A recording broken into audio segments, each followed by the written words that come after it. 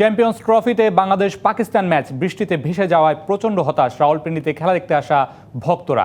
ক্রিকেটকে ভালোবেসে বৃষ্টির মাঝেও তারা শেষ পর্যন্ত চেষ্টা করেছিলেন ম্যাচটা দেখে শেষ পর্যন্ত বাড়ি ফিরতে, কিন্তু শেষ পর্যন্ত ম্যাচ পণ্ড হওয়ায় প্রচণ্ড মন খারাপ পাকিস্তানি ক্রিকেট প্রেমীদের।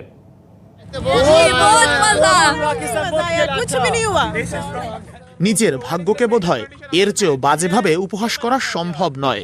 উচ্চ মূল্যে টিকিট কিনে জরুরি সব কাজ ফেলে ক্রিকেটারের টানে ছুটে এসে খেলা না দেখেই যখন কাক ভেজা হয়ে ফিরতে হয় বাড়ি, এর চেয়ে কষ্টের কি বা হতে পারে? Tickets, we were really excited that Champions Trophy is being hosted in Pakistan. But since it's a washout, so what can we do? After the rain, the condition is that the match will get cancelled and Pakistan is already out of the Champions Trophy. So hope for the best for the next time. Yes, we are traveling a lot from there and there is match has been cancelled now, but outfield is very wet.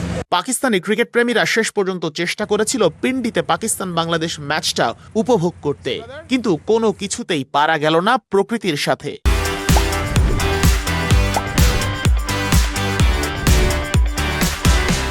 कोई बात नहीं हम बाबर के लिए आते हैं।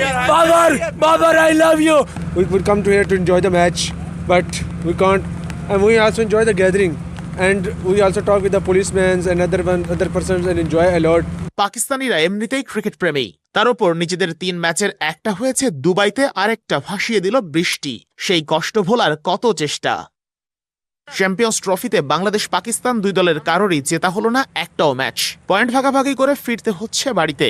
বেরসিক বৃষ্টির প্রতি ক্ষোভের অন্ত নেই ভক্তদের। We didn't enjoy it that much we expected, but we enjoyed the rain. We talked a lot with the people there, so we enjoyed with the gathering that was around us. Champions ট্রফিতে যাও একটু জয়ের সম্ভাবনা ছিল বাংলাদেশের পাকিস্তানের বিপক্ষে, তাও বেরসিক বৃষ্টি নষ্ট করে দিল।